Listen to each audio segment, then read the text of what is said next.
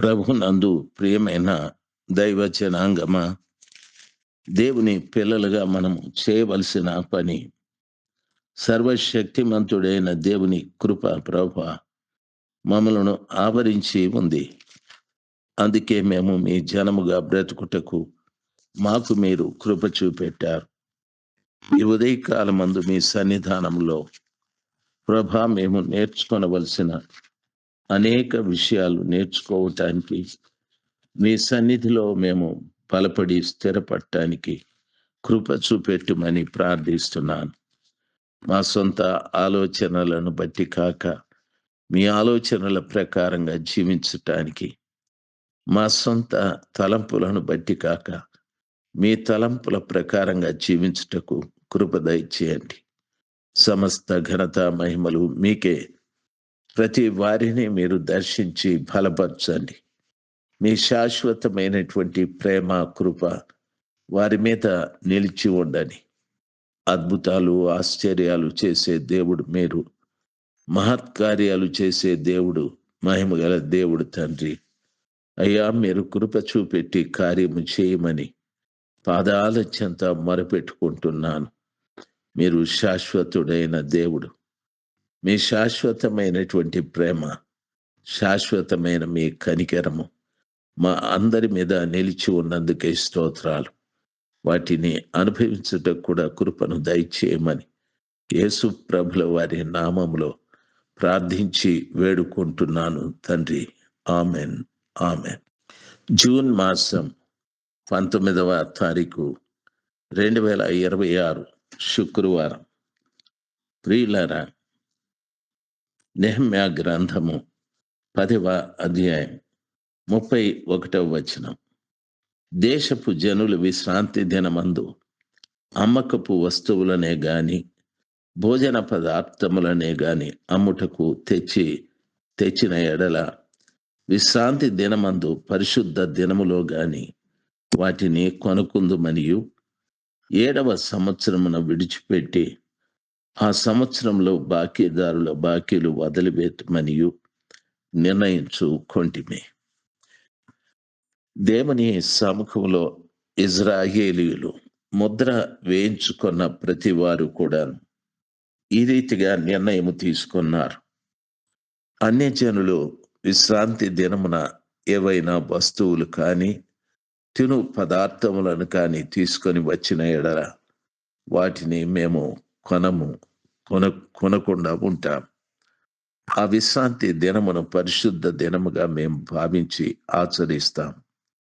రెండవది, ఆ విశ్రాంతి దినమున వారు చెప్పిన మాట, 7వ సంవత్సరము విడిచిపెట్టి ఆ సంవత్సరంలో బాకీదారుల బాకీలన్నీ కూడా మేము విడిచిపెట్టుదమని తీర్మానము చేసుకున్నాము అని చెప్పాడు. 2 విషయాలు ఈ స్థలంలో చెప్పబడ్డాయి. ఒకటి బాకీదారులు, రెండవది విశ్రాంతి దినము. ఆ దినమున ఇశ్రాయేలీయులు విశ్రాంతి దినమును పరిశుద్ధ దినముగా ఆచరించారు. దేవుడు వారికి ఆ విశ్రాంతి దినము ఆచరించమని సెలవిచ్చాడు. కాబట్టి అది దేవుని ఆజ్ఞగా విశ్రాంతి దినమును వారు ఆచరిస్తూ మహోన్నతుడైన దేవునికి మహిమ కలుగు రీతిగా వారు ప్రవర్తించారు. ఈ దినాన ప్రభు సముఖంలో కూర్చున్నటువంటి మనము దేవుని యొక్క ఆ శ్రేష్టమైన వాగ్దానము, విశ్రాంతి దినమున ఇశ్రాయేలీయులు ఏ విధమైన పని చేయువారు కాదు. వారే కాని, వారి ఇంట ఉన్న పశువులు కాని, వారు మేత మేపడం కానీ, వారు భోజనం సిద్ధపరచుకోవడం కానీ, భోజనం సిద్ధపరచటానికి పొలలు ఏరుకోవడం కానీ, ఇలాంటివేవి కూడా వారు చేసేవారు కారు. విశ్రాంతి దినమున నడవలసిన దూరము కంటే ఎక్కువ దూరము నడిచేవారు కారు. ఆమడ దూరం మాత్రం వారు నడిచేవారు. ఆ విశ్రాంతి దినాన్ని పరిశుద్ధ దినముగా వారు ఆచరిస్తూ వారి దేవాలయాలలో, మందిరాలలో, సునగోగుల్లో వారు వెళ్ళి ఆ మహిమగల దేవుని ఆరాధిస్తూ ఉండేవారు. ప్రియులారా, అంత పరిశుద్ధంగా ఆ విశ్రాంతి దినమున క్రయ విక్రయములు చేసేవారు కాదు. వ్యాపార సాపారములన్నీ కూడా వారు చేయకుండా దేవుని మందిరములో ధర్మశాస్త్రాన్ని చదువుకుంటూ, ప్రార్థన చేసుకుంటూ గడిపేవారు. ప్రియులారా గమనించాలి. ఆ రీతిగా విశ్రాంతి దినమును చాలా జాగ్రత్తగా వారు ఆచరిస్తూ, దేశ జనులు అన్యులు ఎవరైనా ఆ పట్టణములోనికి ఆహార పదార్థములు కానీ, వస్తువులు కానీ తీసుకొని వచ్చిన యెడల వాటిని మేము కొనము అని నిబంధన చేశారు. మాకెవరైనా బాకీదారులు ఉంటే 7 సంవత్సరములు 7వ సంవత్సరమున ఆ బాకీదారుల బాకీని కూడా మేము విడిచిపెట్టేస్తాము అని చెప్పారు. ఈ రోజున ప్రభు పిల్లలుగా మీకు నా మనవి, ప్రియులారా, మనము బాకీ ఇవ్వకూడదు. బాకీ చేయకూడదు. దేవుని పిల్లలుగా ఒకవేళ మనము ఏదైనా సహాయం ఎవరికైనా సహాయం అడిగితే వారికి ఇవ్వవచ్చు. కానీ బాకీకి, తరువాత వడ్డీలకు, లేకపోతే మీరు ఈ దినములో నా డబ్బు చెల్లించాలి, లేకపోతే మీ ఇల్లు నా వశమైపోతాది, ఇటువంటివన్నీ కూడా మనము చేయకూడదు. అప్పు ఇవ్వకూడదు, అప్పు చేయకూడదని వాక్యము సెలవిస్తాది. యెహోవా యందు భయభక్తులు కలిగిన వారు అప్పు చేయరు, అప్పిచ్చెదరని. నీ చేయని ప్రభుల వారు ఘనముగానే ఉన్నతంగానే పెడతారు. ఆ రీతిగా ప్రభు నిన్ను ఘనపరిచిన తరువాత నీవు చేయవలసిన ఒక మంచి కార్యము, ప్రియులారా, మనము బాకీలు అనేది కాకుండా మనము ఇస్తే ఒకవేళ వారు ఇవ్వగలిగితే సరి, లేకపోతే మనము మానుకోవడం మంచిది. మన దేవుడైన యెహోవా మనము ఒకరికి చేసిన మేలును బట్టి మనకు మేలు చేయకుండా ఉండటానికి ఆయన కృతజ్ఞుడు కాదు. ఆయన కృతజ్ఞత కలిగిన దేవుడు. మనకు ఇంకా విస్తారముగా మేలు చేసే దేవుడై ఉన్నాడని ప్రభు పిల్లలుగా మీకు నా మనవి తెలియజెప్తూ ఉన్నాను.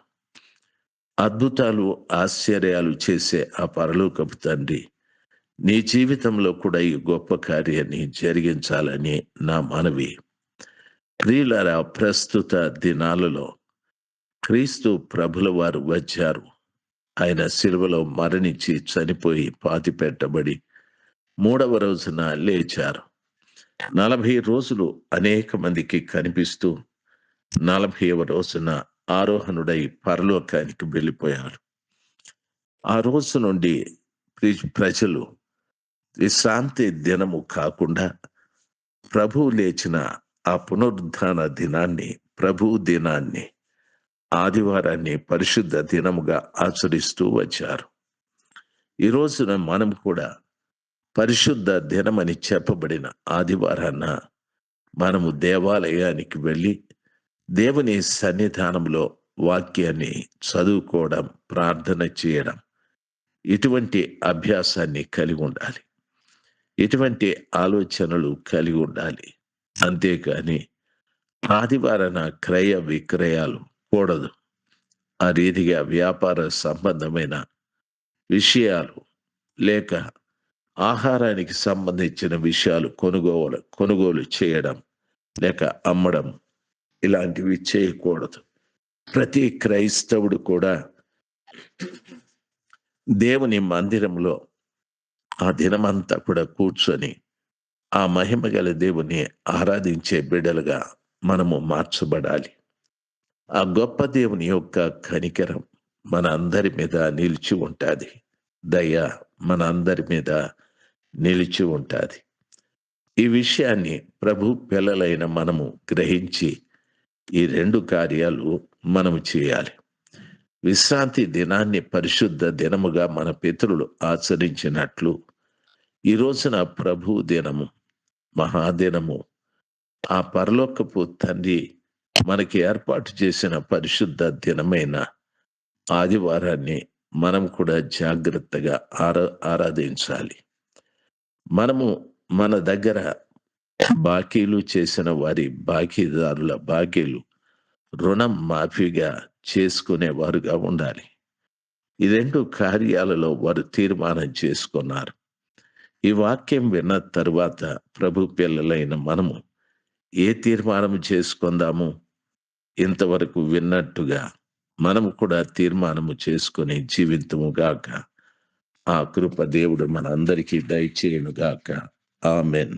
ఆమేన్.